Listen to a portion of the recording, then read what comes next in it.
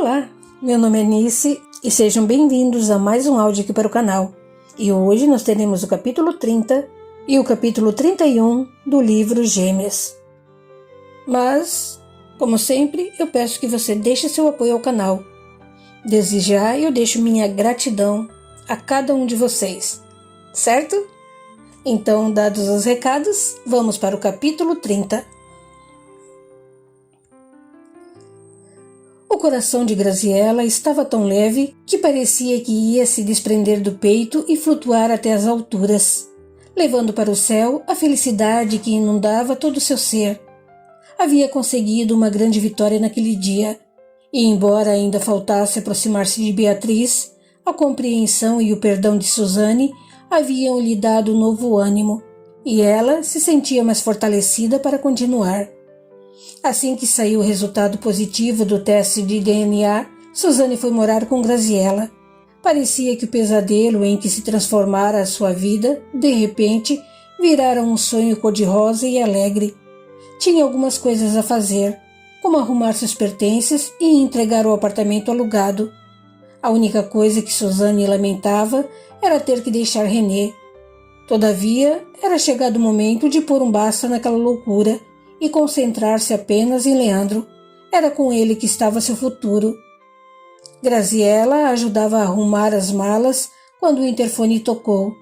Suzane já sabia quem era e pensou em não responder, mas a vontade de ver René, ao menos uma última vez, foi maior e resolveu atender.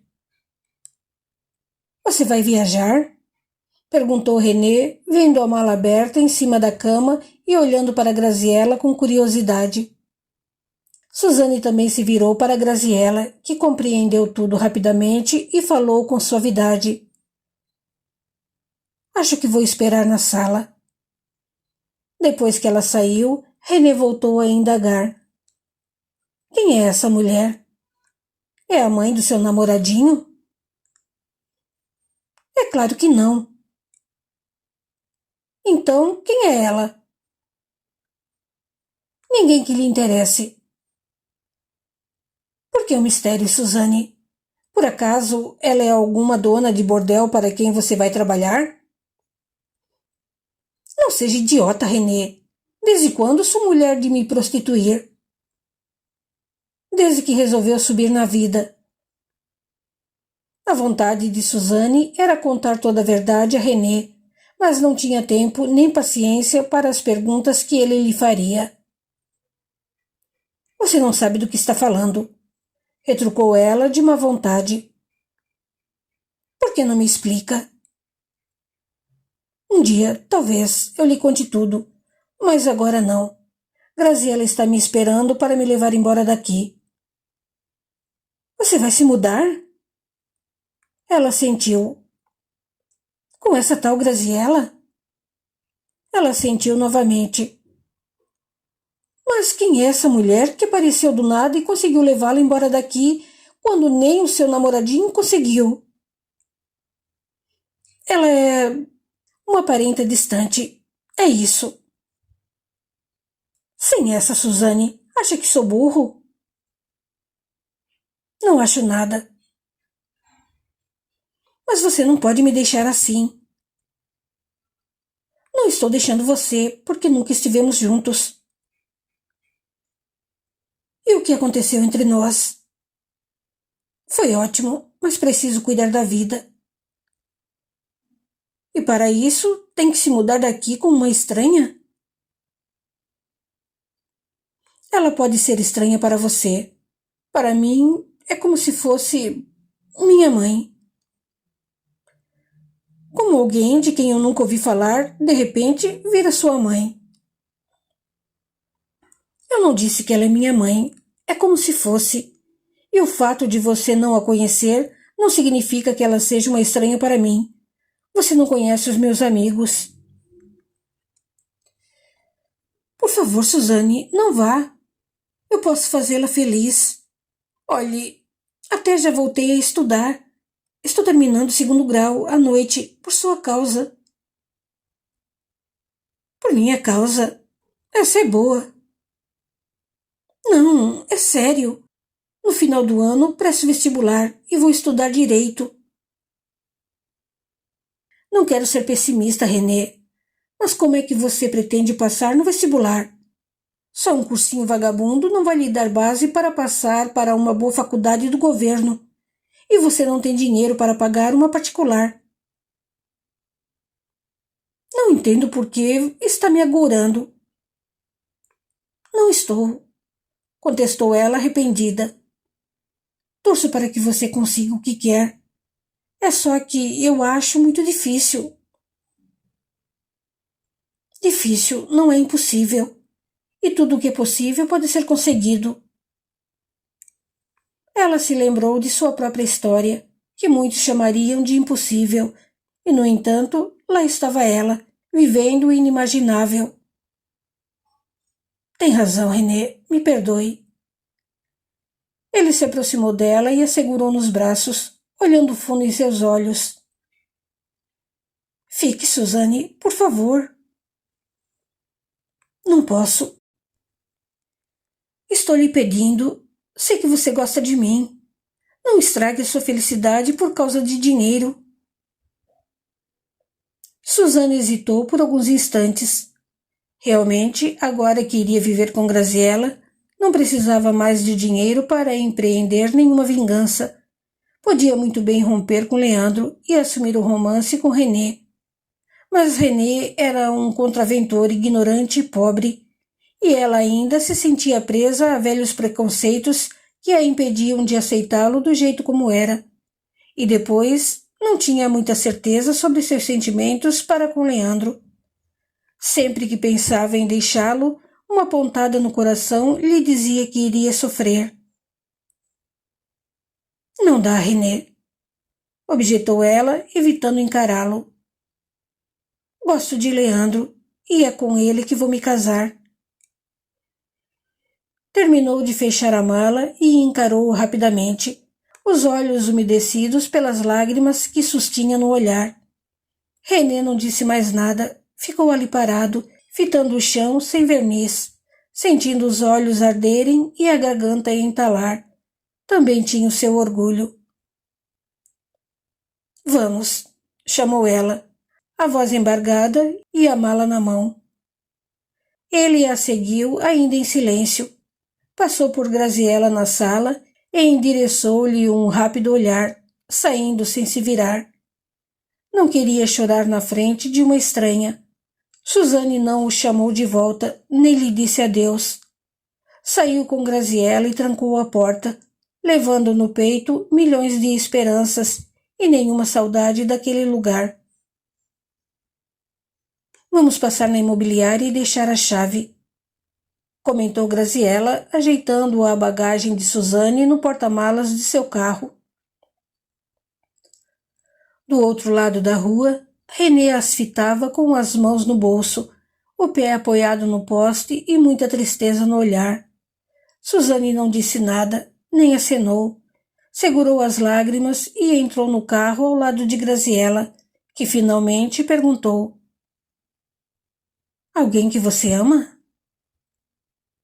Meu namorado é Leandro.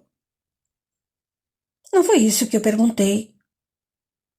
Suzane não respondeu e Graziella prosseguiu. Sei que nos conhecemos há muito pouco tempo, mas você pode confiar em mim. Não estou aqui para julgá-la, nem para recriminar suas atitudes.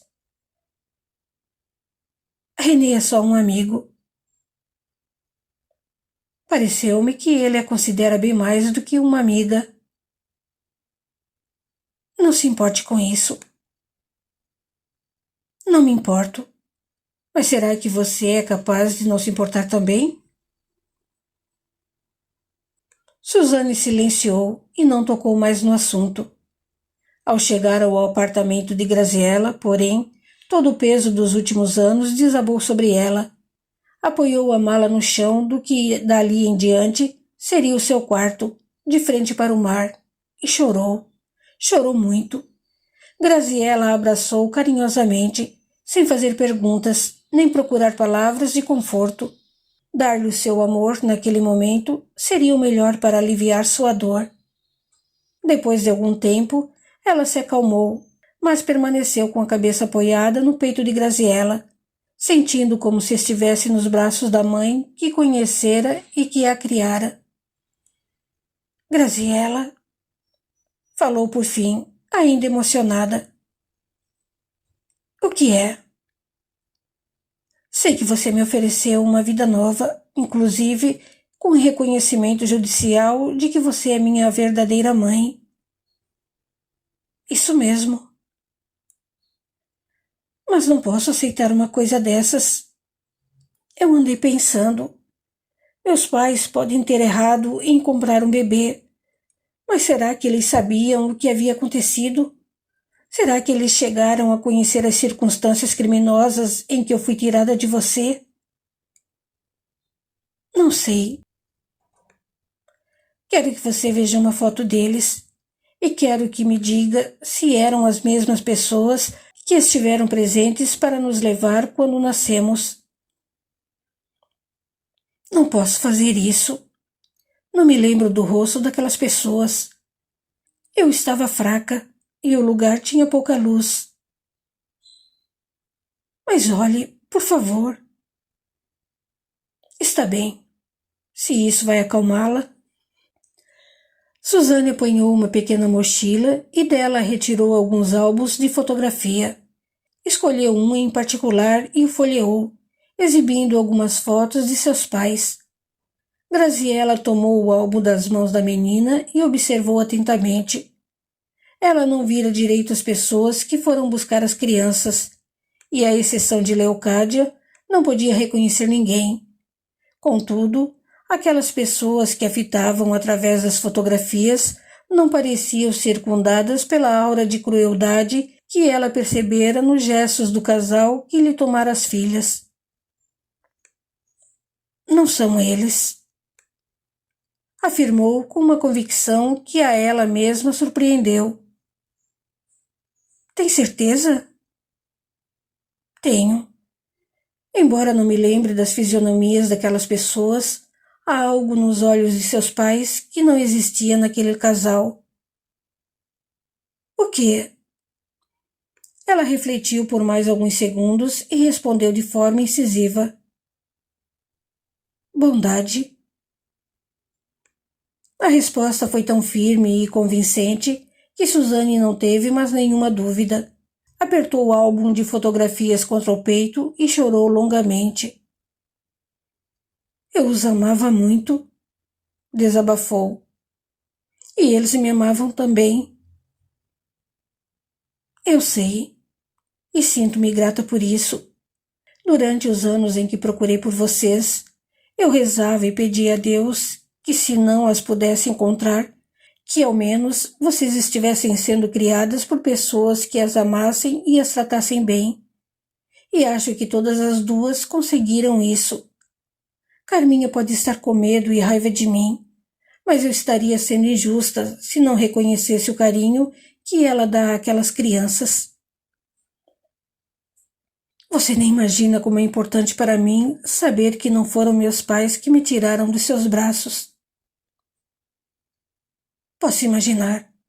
Não quero que você pense que estou tentando anular tudo o que os seus pais fizeram e sentiram por você. Como disse, sou-lhes grata pela forma como a trataram e acho muito bonito o sentimento que você tem por eles. Obrigada, Graziella. E é por isso, por esse sentimento e por tudo o que vivemos no passado, que não quero perder o nome deles. Quero que as coisas continuem como estão. Reconheço-a como minha verdadeira mãe, mas não posso apagar tudo o que meus pais me deixaram. E não falo só do meu nome e dos meus bens. Refiro-me ao legado de moral que construiu parte do meu caráter. Falo de sentimento, de amor, dos muitos momentos que vivemos juntos e que imprimiram em minha alma o verdadeiro sentido da vida. Isso jamais irei perder. Quer dizer que você não quer ser reconhecida legalmente como minha filha? Não fique triste. Não quero que você pense que estou sendo ingrata ou coisa parecida. Mas não posso simplesmente apagar a minha identidade. Não dá para construir uma outra sobre aquela que deu base à minha personalidade. Será que você consegue compreender isso? Compreendo e admiro muito a sua lealdade. Não tem importância. Durante muito tempo, queria encontrá-las e ouvi-las me chamar de mãe. Mas isso agora não tem mais valor. O que vale é o amor que sempre senti por vocês e que espero poder semear em seus corações. Suzane a abraçou e ela prosseguiu. Quanto à herança a que vocês têm direito, posso deixar-lhes tudo em testamento. Você é uma pessoa maravilhosa, Graziella. Estou muito feliz de tê-la encontrado e por ser sua filha. Abraçaram-se novamente e Graziella ajudou Suzane a arrumar suas coisas no novo quarto. Depois, deixou-a sozinha para que ela pudesse pensar e se ambientar na nova casa. Queria que Suzane se sentisse à vontade e que se acostumasse com a vida que teria dali para frente. Suzane pensou nos pais mortos e sentiu saudades. Encontrou uma fotografia que fora tirada em seu último aniversário com eles, quando fizera 18 anos, e colocou-a num porta-retratos vazio que havia sobre a mesinha de cabeceira, um dos muitos que Graziella havia espalhado por todo o quarto. Terminou de ajeitar o porta-retrato, e seus pensamentos a levaram novamente até René. Um leve aperto incomodou seu coração, e lágrimas lhe vieram aos olhos, retornando intactas. Depois de tudo, não conseguia mais chorar por René. Capítulo 31. Um trem parecia ter atropelado a cabeça de Beatriz, que segurava nas mãos o resultado do exame de sangue que fora buscar naquela manhã. Achava praticamente impossível que aquilo tivesse acontecido, mas era verdade. Com todas as suas preocupações e cuidados, algo em seus métodos preservativos falharam, e ela estava grávida. E uma gravidez, naquele momento, representava uma mudança brusca em seus objetivos. A dor de cabeça era resultado da raiva contundente de Lorena, que via naquela gravidez todo o fracasso de seus planos. Lorena a rodeava furiosa, praguejando contra ela e dando socos violentos na mesa.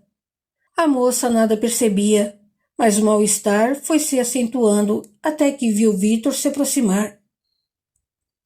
Desculpe-me a demora, meu bem, falou ele, beijando-a com ternura e jogando ao seu redor folículos de cor-de-rosa carregados de amor.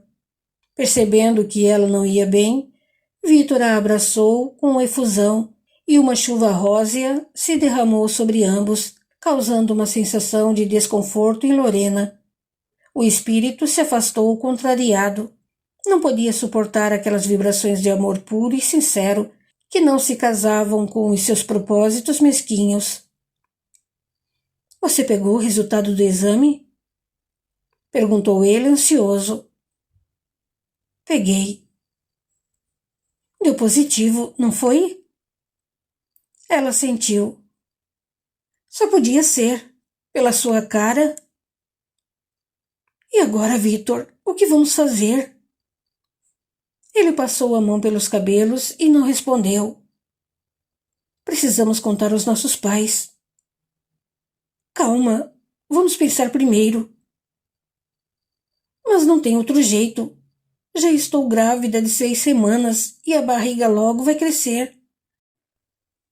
Ele coçou a testa e considerou. Como é que isso foi acontecer? Nós sempre tomamos cuidado. O que vamos fazer? Meu pai vai ficar furioso. Existem meios mais fáceis de se resolver isso. Gritou Lorena à distância. Faça abortar, Vítor. Eu estou mandando. Beatriz captou a sugestão distante de Lorena, mas Vítor, com ela, não sintonizou. E se nós tirássemos o bebê? Perguntou ela em lágrimas. De jeito nenhum. Você sabe que sou contra o aborto, e você também nunca foi a favor. Tem razão, Vítor. Perdoe-me. rebateu ela aos prantos. Pense bem, Bia.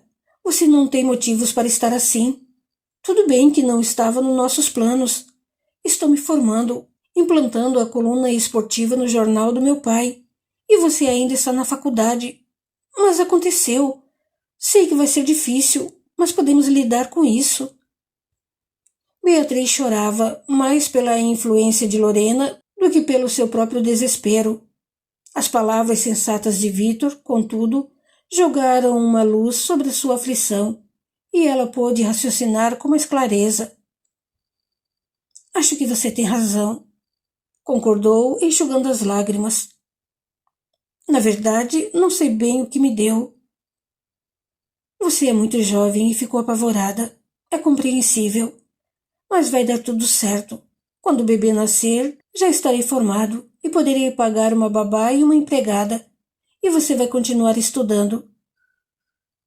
Será que vai ser assim tão fácil? Vai depender de nós. Afinal, um filho não é nenhum bicho de 7 cabeças.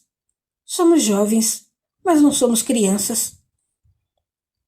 Percebendo que perdia terreno e sem poder se aproximar, Lorena os fitava rodeando, buscando uma brecha por onde pudesse se infiltrar e romper aquela aura de proteção com que o amor de Vítor encobria Beatriz.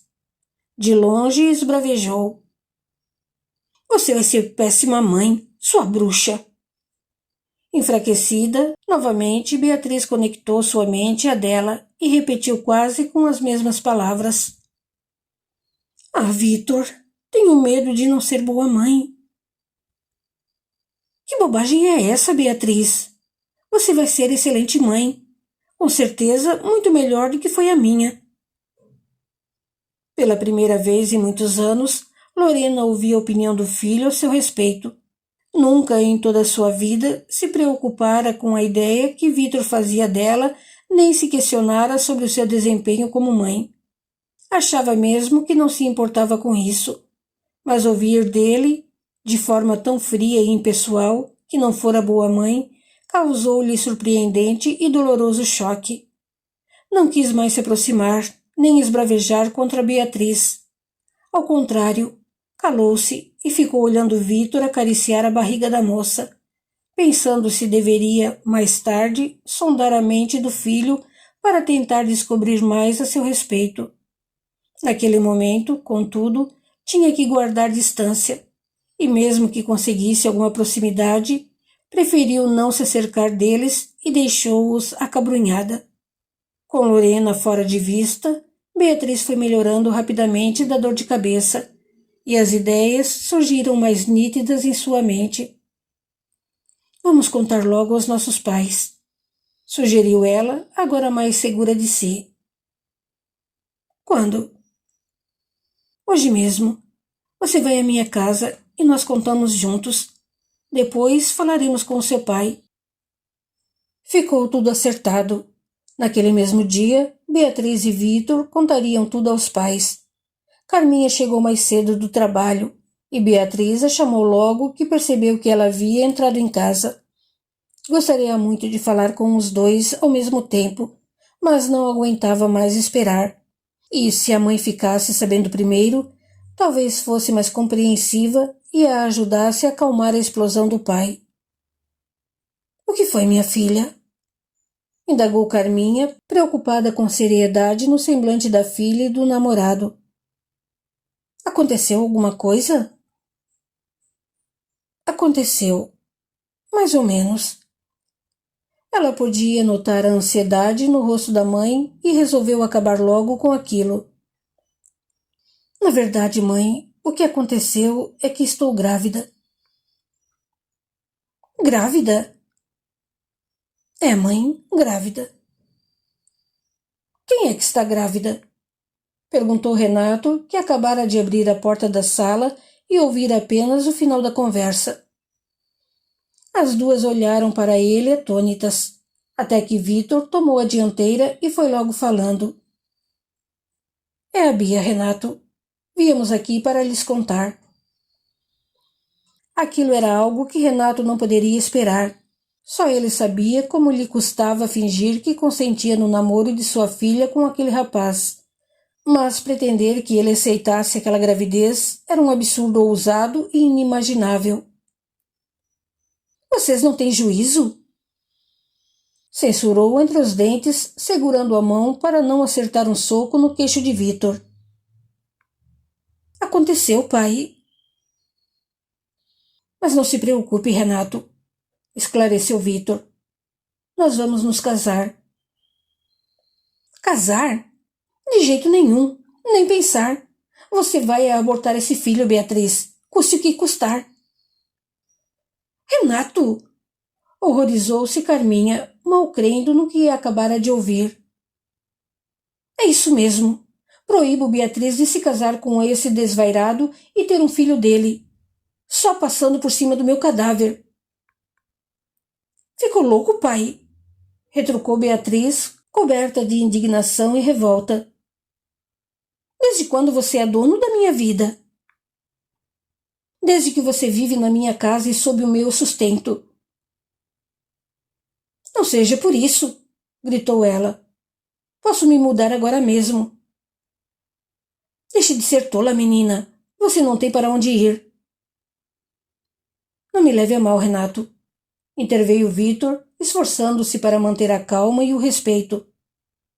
Beatriz e eu não estamos pedindo a sua permissão, nem precisamos dela. Somos maiores e capazes de decidir a nossa própria vida. Agora, se você prefere ameaçá-la com um aborto ou expulsá-la de casa, não se dê a esse trabalho. Levo Beatriz para morar comigo em minha casa. Dominado pela fúria, Renato postou-se diante dele e, encarando-o com os olhos flamejantes de ódio, disparou. Experimente. Mato-o antes que tente. Meu Deus, Renato, falou Carminha. Não o estou reconhecendo. O que deu em você para destilar tanto ódio e usar de toda essa violência? A intervenção de Carminha chamou-o de volta à razão. Estava indo longe demais e precisava se conter antes que acabasse delatando os reais motivos para desejar impedir aquela desgraça. Beatriz não compreende. Desculpou-se ele, mordendo os lábios para conter o ímpeto de cólera. Ela é jovem, vai estragar sua vida. Vai chutar a faculdade e passar o resto da juventude trocando fraldas. Isso não é futuro para ninguém. Isso, quem decide somos nós, objetou Beatriz. E você não tem nada com isso. Não queremos lhe faltar com o respeito, Renato, acrescentou Vítor. Mas já nos decidimos. Vamos nos casar e ter esse filho, quer você nos apoie ou não. Seu pai vai apoiar, tornou Carminha, olhando-o com ar de súplica. Não vai? Ele devolveu o olhar dela com um furor nunca antes visto. Não, disse ele secamente e rodou nos calcanhares, ganhando a porta da rua. Carminha foi atrás dele e alcançou-o na garagem, pronto para entrar no carro e sair. O que foi que deu em você? Repreendeu-o, ainda sem entender. Depois de tudo que nos aconteceu. É exatamente por causa do que nos aconteceu que estou tentando impedir essa sandice. Não, Renato. Você se esquece porque tivemos que adotar nossos filhos? Isso é coisa do passado. Rebateu ele indeciso. Só porque aconteceu com você não quer dizer que vai acontecer com Beatriz. E as circunstâncias também. Não vou apoiá-lo nisso. Você sabe que depois do que me aconteceu, tornei-me radicalmente contra o aborto e passei isso para Beatriz. Nota-se. Mas nesse caso é diferente. Gilson não pode entrar na nossa vida assim. O pai de Vítor? Surpreendeu-se ela. Por quê? Por nada. Você não tem o direito de me esconder as coisas. Beatriz também é minha filha. Existem coisas sobre o Gilson que você não sabe. Que coisas? Segredos. Segredos terríveis do passado. Que tipo de segredos? Você não está entendendo, não é? Ela meneou a cabeça, aturdida. Não está entendendo nada. Eu não seria contra esse casamento se não tivesse um motivo muito forte para não querer uma ligação da nossa vida com o pai de Vitor. Mas então me conte, pelo amor de Deus. Se você tem algo contra ele, eu preciso saber. Renato a encarou com os lábios trêmulos, apertando a mandíbula como se desejasse conter a onda de ódio que emanava dele. Gilson foi a pessoa que encontrou Beatriz para nós. Disparou ele de forma implacável e chocante. Ele era o traficante de bebês. A surpresa seguiu-se o choque, e Carminha não ouviu mais nada. Levou a mão às têmporas e desfaleceu sem emitir um ruído. Renato correu para ela e a amparou, sentando-se no banco do carro. Foi até uma torneira próxima e apanhou um pouco de água com as mãos em concha, espargindo-a sobre seu rosto. Ela voltou a si aos poucos e foi enquadrando o rosto de Renato com vagar. — Como você pôde nunca me contar isso? Explodiu ela de repente. Não queria preocupá-la. Foi por isso que você tentou proibir o namoro? Divagou Carminha, subitamente compreendendo o significado de tudo. Agora faz sentido. Mas por que mudou de ideia? Gilson me convenceu de que era o melhor. Gilson? Mas como? Você tornou a se encontrar com aquele homem? Eu não tive escolha. Estava pressionado e achei que caberia a ele encontrar uma solução. Afinal, o filho é dele. E você ainda confia nele? Esse Gilson deve ser perigoso. Você tem razão. Ele é perigoso e é capaz de qualquer coisa para se livrar da cadeia. Ele matou o pai de Beatriz? Matou. E pode nos matar também. Jesus! Compreende agora por que não posso consentir nesse casamento? Nem no nascimento dessa criança? Carminha ocultou o rosto entre as mãos e chorou. Jamais poderia supor que sua filha fosse se aliar ao filho de um homem tão perigoso. Concordava que um casamento entre Beatriz e Vitor, naquelas circunstâncias, seria perigoso. Mas um aborto? Tudo acontecera quando ela era ainda muito jovem. Renato fora seu primeiro e único namorado, e os dois se haviam conhecido na festa de 15 anos de uma prima. Carminha contava entre 14 anos e Renato 17. Começaram a namorar, e no ano seguinte ela engravidou. Estavam no início da década de 70, e a gravidez de adolescentes solteiras não era bem vista pelos pais e a sociedade, de forma que a família de Carminha não poderia saber.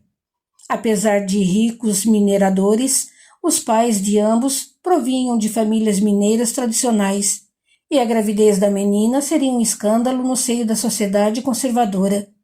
Os jovens sentiram medo e resolveram tomar o caminho que julgavam mais fácil, o aborto. Como o dinheiro não era problema, Renato conseguiu a quantia necessária com bastante facilidade, e o aborto se realizou sem o conhecimento de ninguém. Mas as coisas não correram da forma desejada. Uma infecção não esperada roubou de Carminha para sempre as esperanças de se tornar mãe. Ela chegou a ser internada no hospital e os pais descobriram o ocorrido, mas conseguiram abafar o caso e ninguém mais ficou sabendo.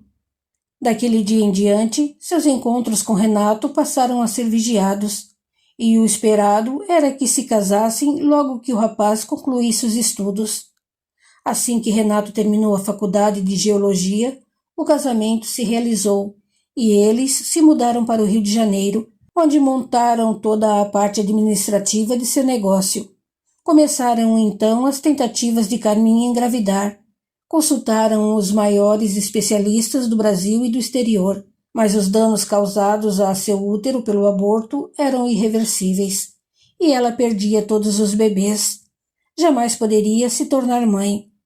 A solução era adotar uma criança. No princípio, Carminha e Renato resistiram à ideia, mas a impossibilidade real de gerar filhos, aliada ao imenso desejo dela de se tornar mãe, fizeram com que eles reformulassem seus conceitos e partissem para a adoção. Beatriz foi aceita em suas vidas e em seus corações sem maiores problemas, assim como Nicolas veio a ser posteriormente. Com o casal de filhos, a família parecia completa e a vida perfeita. E agora Beatriz se via em situação semelhante à de Carminha, só que o pai da criança era alguém que poderia pôr em risco não apenas a sua felicidade, mas a integridade física de toda a sua família. Como fazer, contudo, para impedir que o pior acontecesse? Contar a verdade a Beatriz estava fora de cogitação. A insegurança e o medo de perder os filhos fariam com que Carminha tudo tentasse para lhes ocultar a verdade. Ela podia enfrentar qualquer adversidade da vida, menos perder os seus filhos. Continua no capítulo 32. Até lá!